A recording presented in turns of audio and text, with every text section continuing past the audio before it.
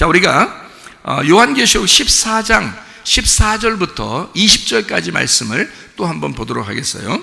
또 내가 보니 흰 구름이 있고 구름 위에 인자와 같은 이가 앉으셨는데 그 머리는 금멸관이 있고 그 손에는 예리한 낫을 가졌더라. 또 다른 천사가 성전으로부터 나와서 구름 위에 앉은 이를 향하여 큰 음성으로 외쳐 이르되 당신의 낫을 휘둘러 거두소서. 땅의 곡식이 다 익어 거둘 때가 이르렀음이니이다 하니 구름 위에 앉으신 이가 낫을 땅에 휘두르매 땅의 곡식이 거두어지니라. 또 다른 천사가 하늘에 있는 성전에서 나오는데 역시 예리한 낫을 가졌더라.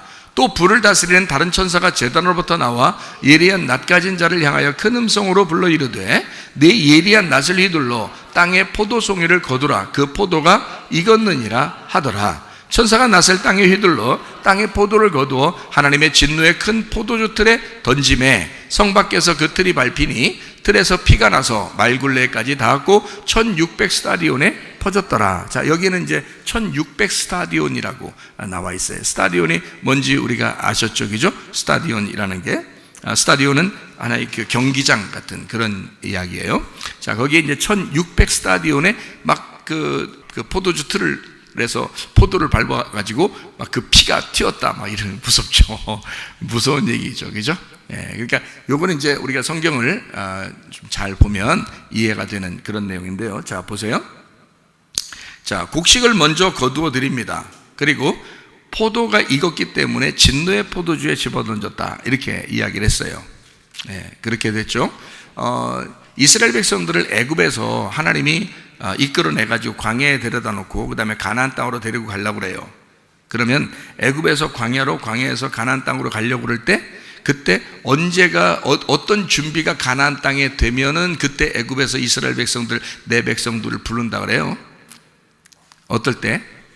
가나안 땅에 아모리 족속의 죄가 가득할 때. 그렇죠?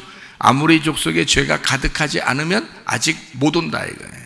근데 아모리 족속의 죄가 가득하게 되면 그때 죄가 꽉 차면 그때 애굽에서 이스라엘 백성들을 불러서 데리고 가겠다는 거예요. 가나안 땅에. 가나안 땅에 데려가면 주인이 바뀌는 거예요.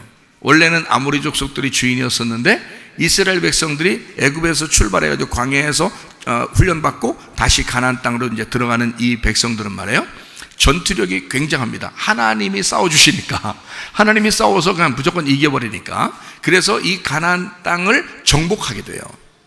그렇죠? 정복하면 주인이 바뀌는 겁니다. 누구로요? 이스라엘로 바뀌어버리죠. 그렇죠? 아모리 족속을 멸망시키고 이스라엘이 주인이 되는 땅, 그러니까 땅은 그대로인데 아모리 족속이 파괴가 되고 패배하고 이스라엘이 승리하게 되는 땅이 된다는 거예요. 가나안 땅이. 그렇죠? 그러면 땅 자체는 뭐라 그랬어요? 우리 마음이라 그랬죠? 그럼 우리 마음의 땅은, 우리 마음은 그대로인데 이 속에서 뭐가 파괴가 되고 뭐가 승리하게 된다는 것을 알아야 되겠죠, 그죠? 우리 속에 아모리가 파괴가 되고 아모리 같은 죄가 그렇게 가득하게 됐을 때 그때 하나님은 그걸 심판하고 이스라엘이라는 하나님의 백성을 거기서 승리케 한다는 거야. 우리 땅은 그대로인데, 그러니까 가나안 땅은 그대로인데 거기에 아모리 족속은 멸망시키고 이스라엘 백성을 주인으로 갖다 놓는다는 거야. 주인을 바꿔버린다는 얘기예요. 그렇죠? 자, 내가 이 땅에, 이 마음의 땅에 내가 주인이었었는데, 내가 주인이었었는데 주인 노릇을 그렇게 하려고 해봐도 안 되더라.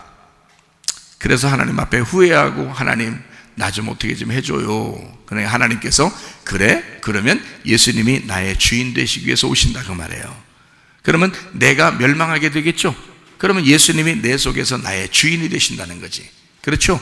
예, 그러니까 내가 나를 모르면, 내가 이 아모리 족속의 내 자신의 죄를 모르면 그러면 아직 안 오는 거죠, 주인이. 그러니까 내가 내 죄를 알게 되면, 네 죄를 네가 알렸다, 그래서 내가 내 죄를 알게 되면 주인이 바뀌는 거예요. 그걸 회개라 그러는 거라고. 그러니까 이스라엘 백성들로 주인을 바꾸려니까 그쪽의 땅에 있는 백성들을 멸망시켜야 되는 거예요. 그렇죠? 그러니까 근데 그냥 멸망시킬 수 없죠. 이들이 잘하고 있으면 멸망받을 이유가 없잖아요. 그러니까 이들의 죄가 가득 차게 되면, 그러면 여기를 멸망시키고 집어넣는다는 거죠. 그러니까 주인이 바뀌는 거죠. 그러니까 두 가지가 같이 동시에 일어나는 겁니다. 노아 홍수 때도 심판과 구원이 동시에 일어났다 그랬잖아요. 그죠? 마찬가지예요. 자, 그러면 여기서 요한계시록 14장에 있는 14절부터 20절까지의 말에는 두 가지가 동시에 일어나네요. 그죠? 어떻게 해요? 익은 곡식은 주님이 거두어 드리고요. 그죠? 예, 그리고 포도가 익었으니까 그건 갖다 밟아버린다 이 말이에요.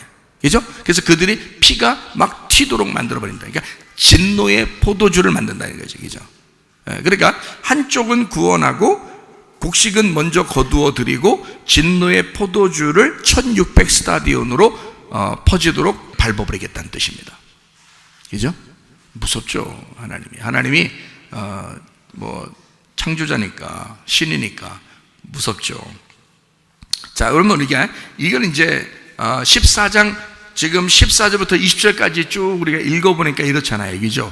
그러면 자, 요한계시록의 16장부터 18장까지 뭐 나와요? 진노의 포도주에 대해서 나오는 거예요. 그러니까 음녀와 짐승을 심판하는 그 장면이 나오는 거예요. 자, 짐승이 어디 등장하죠? 요한계시록 13장에 등장합니다. 그죠? 예, 그리고 음녀가 16장부터 18장까지의 음녀가 등장을 하는데요. 그 음녀를 심판하는 장면이 나오는 거죠. 생각을 해보세요. 자, 요한계시록 이 16장부터 18장까지 진노의 대접이라는 거 알죠? 그죠? 진노의 7대접 이런 얘기 알죠? 여러분, 7인이 있어요. 7나팔이 있어요. 그 다음에 마지막으로 7대접이라는 게 있습니다. 요한계시록에. 그 7대접을 완전히 쏟아서 대접을 하나씩 쏟을 때마다 진노가 일어나요. 그건 어디에 쏟는 거냐면 음녀에게 쏟는 것입니다. 요한계시록에 16장부터 18장은요. 그래서 음녀를 곧 바벨론이라고 이렇게 이야기하는 거고요. 그 진노의 대접, 요걸 등불을 꺼트리면서 요게 이제 쏟아버리는 거거든요. 그게 어디 있는 거면 성막에 있는 등잔대예요. 등잔대에 불을 이렇게 하나씩 담고 있잖아요. 이렇게 7개를 담고 있는 그 대접을 쏟는 거예요. 하나씩 쏟아버리는 거예요. 첫 번째 대접이 쏟아진다. 두 번째 대접이 쏟아진다. 세 번째 대접이 쏟아진다. 그래서 7개의 대접이 다 쏟아지면 어떻게 돼요? 성막이 어두워지는 거예요. 그러니까 이게 다 쏟아버리면 말씀의 불이 다 꺼져버리는 거예요. 그걸 뭐라고 하냐, 성경에서는 음녀에게 향한 진노라 그러는 거예요. 여러분, 교회가 마지막 때에 음부의 권세가 이기지 못하는 교회, 신부의 교회가 되려면요, 여러분, 말씀이 살아있어야 합니다. 말씀이 살아있으면 그곳을 하나님이 등불이 꺼지지 않았다 그러는 거예요. 그런데 만약에 말씀이 사라졌다, 여기에 보니까 들을 말씀이 없다, 저 교회 가보니까 들을 말씀이 없다, 세상에 우리가 기억해야 할 말씀도 없다, 하나님이 주시는 말씀 같지가 않다, 그냥 어서 베껴 사는 얘기 같다, 그냥 별로 그냥 성경 말씀하는 것 같지도 않다, 자기 얘기하는 것 같다, 세상 얘기하는 것 같다, 그러면요, 거기는 등불이 꺼진 것입니다. 대접이 쏟아진 거예요. 그들이 뭐기 때문에? 음녀가 됐기 때문에 그런 거예요. 그러니까 성경은 우리에게 교회에 대한 하나님의 축복과 교회에 대한 심판을 설명하느라고 요한계시록을 이제 쓰는데, 여기서 마지막 그 심판을 대접으로 설명하는 것입니다. 그런데 그 대접으로 설명하는 게 16장, 17장, 18장이에요. 근데 주로 누구를 심판하는 거냐면 음녀를 심판한다라고 나와 있어요. 음녀가 바벨론이다라고 나와 있고요. 그러니까 성경 앞에 있는 바벨론의 바벨탑부터 시작한 그 바벨론에 대한 심판이 그 음녀라고 하는 거예요. 그게. 근데 그게 어디에 있는 거냐? 다 하나님을 믿는다고 하는 사람들에 대한 이야기예요. 그 음녀라고 그런다고요. 그러니까 그리스도를 진짜 믿는, 이제 참으로 믿는 자, 참 말씀을 믿는 자를 신부라 그러고요. 그렇지 않은 사람, 거짓을 믿는 자, 땅의 말씀을 믿는 자, 율법을 따르는 자들, 이런 사람들을 음녀라 그래요. 그러니까 예수님이 와가지고는 음녀가 누구였겠어요? 요한복음 8장에 나오는 가늠한 여자가 음녀겠어요? 거기에 돌 들고 서 있는 사람들이 음녀겠어요? 예수님이 있을 때 돌 들고 서 있는 말씀을 잘 지키는 사람들이 음녀였단 말이에요, 여러분. 그러니까 뭘 몰라서 음녀라고 한 거예요, 예수님은요? 너희들이 말씀을 몰랐다, 제대로 내용을 모르고 이런 짓을 하고 있었다는 얘기예요. 말씀을 겉으로 알고 있었다, 이런 얘기예요. 요한복음 9장에 실로암목가에서 이제 눈을 뜨게 하고 소경을 예수님께서, 그리고 사람들에게 예수님이 뭐라고 그래요? 너희들이 눈 떴다고 하니까 너희들은 눈 감은 소경, 죄가 그대로 있는 자들이고, 여기 있는 눈 감은 소경은 지금 죄가 없느니라 이렇게 돼 있죠. 그러니까 진짜 음녀가 누구였던 거예요? 눈 뜬 자들이 음녀였던 거예요, 예수님 시대에. 그렇죠? 그럼 보세요, 교회 다니는 사람들을 얘기하는 겁니다. 성경을 아는 사람들을 얘기하는 겁니다. 하나님 믿는다고 하는 사람들을 이야기하는 겁니다. 그럼 어떤 사람을 음녀라고 성경에서 표현하려고 한 거예요? 속에 이 말씀의 내용을 모르는 사람들을 얘기하는 거예요. 말씀의 내용을 모르고 그냥 무조건 하나님 믿는다고 생각하는 사람들 말이죠. 그런 사람들을 음녀라 이렇게 말하는 거예요. 그러니까 여기 성경 요한계시록은 마지막으로 뭘 심판하려고 한다? 음녀를 심판하려고 한다는 거예요. 그래서 16장부터 18장까지 음녀 심판이에요. 음녀를 심판하고 그 1000년이 차면 이렇게 되는 거예요. 그러니까 음녀를 심판하고 1000년이 차니까 144 규빗이라는 하나님의 성곽이 나타나더라 이 말이에요. 하나님의 성곽이, 그러니까 핵심 중에 핵심인 복음이 나타나더라는 거예요. 그러니까 성경에 구약과 신약이 완성된 144가 되더라는 거예요. 그게 천국이라는 거예요. 천국의 모습. 그러니까 여러분 모습에서 자꾸 뭔가를 어떻게 해야 돼? 껍질을 벗겨내야 돼요.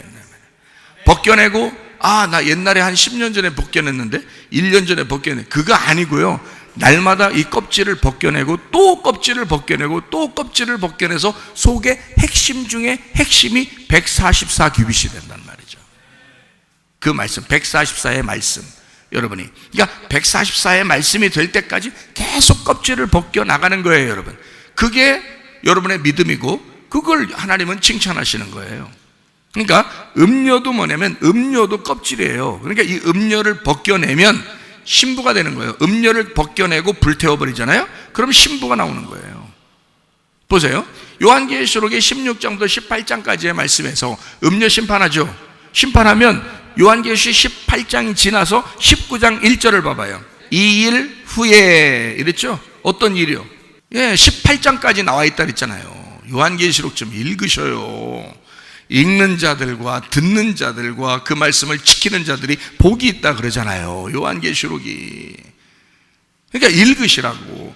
요한계시록 16장부터 18장까지가 그 일이 음녀를 심판하는 일인데, 그 심판이 끝난 그 후에 요한계시록 19장 1절에 내가 들으니 하늘에 허다한 무리의 큰 음성 같은 것이 있어 이르되 할렐루야, 할렐루야, 구원과 영광과 능력이 우리 하나님께 있도다.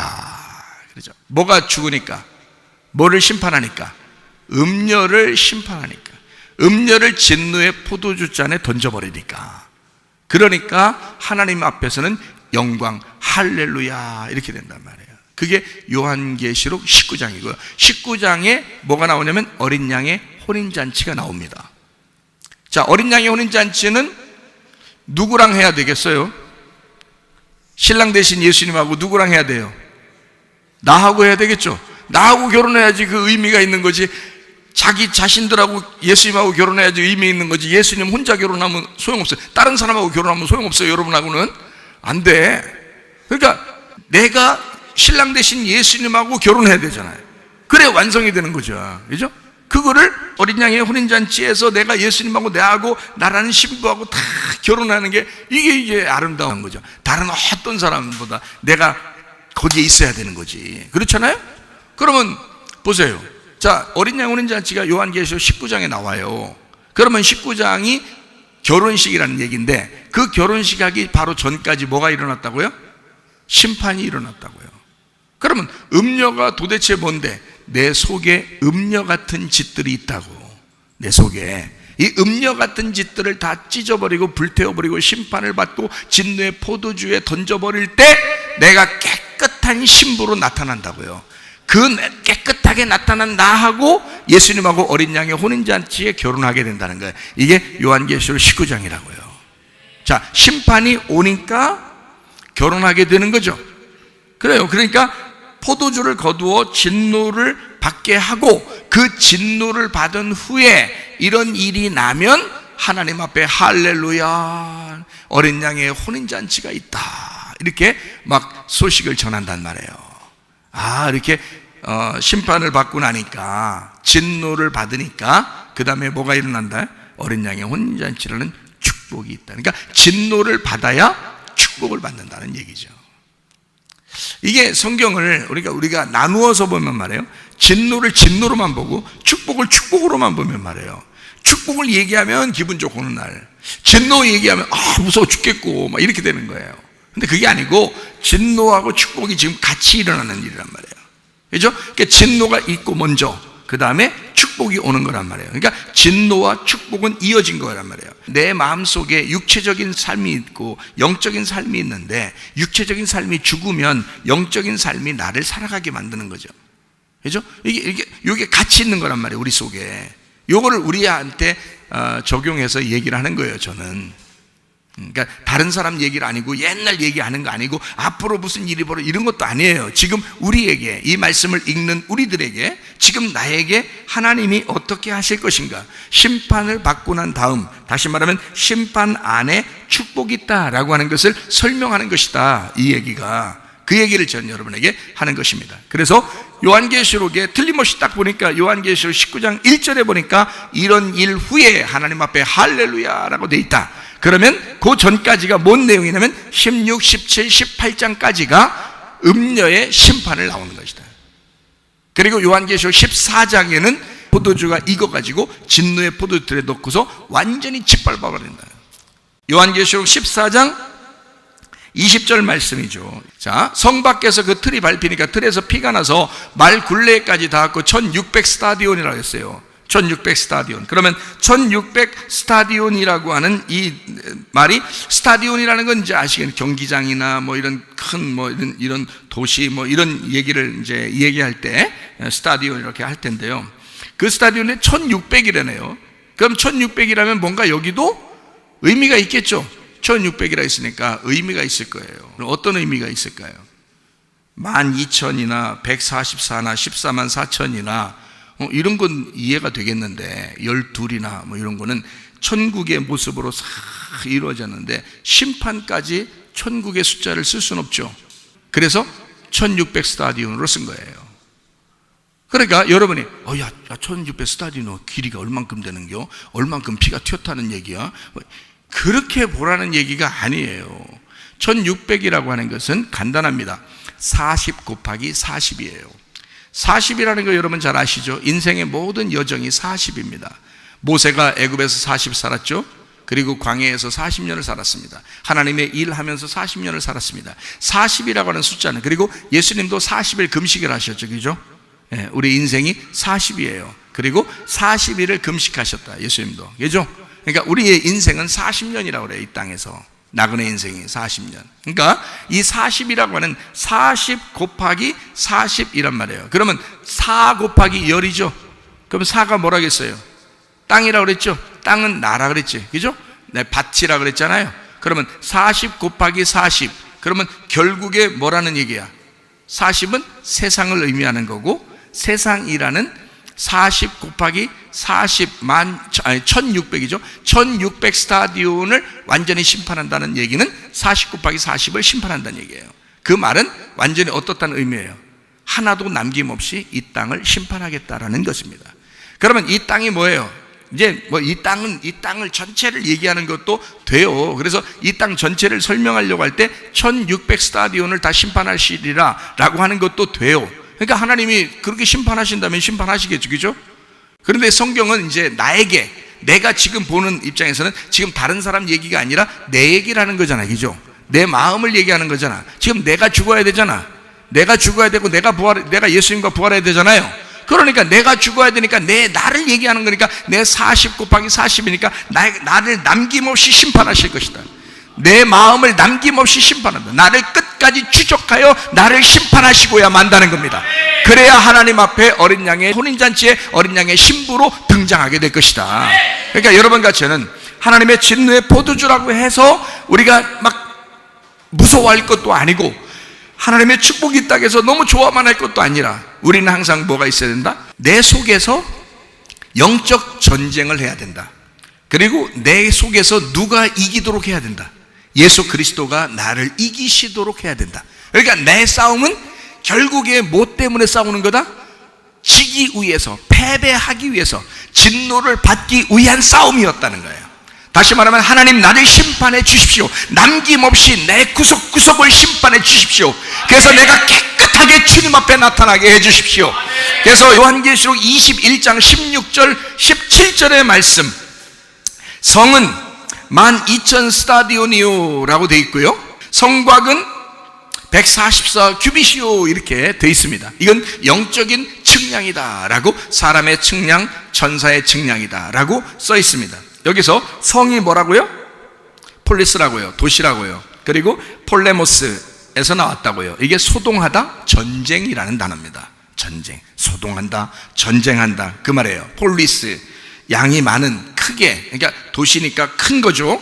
거기에서 스타디온이라는 말은 어느 단어에서 쓰려고 했던 거냐면 경기장이라는 단어에서 쓰려고 했던 거예요. 스타디온, 이걸 경기장이라고 그러는 겁니다. 그러니까 이걸 이제 헬라어로 좀 번역을 해서 우리가 이제 보게 된다면, 자, 전쟁하는 경기장이라 이 말이야.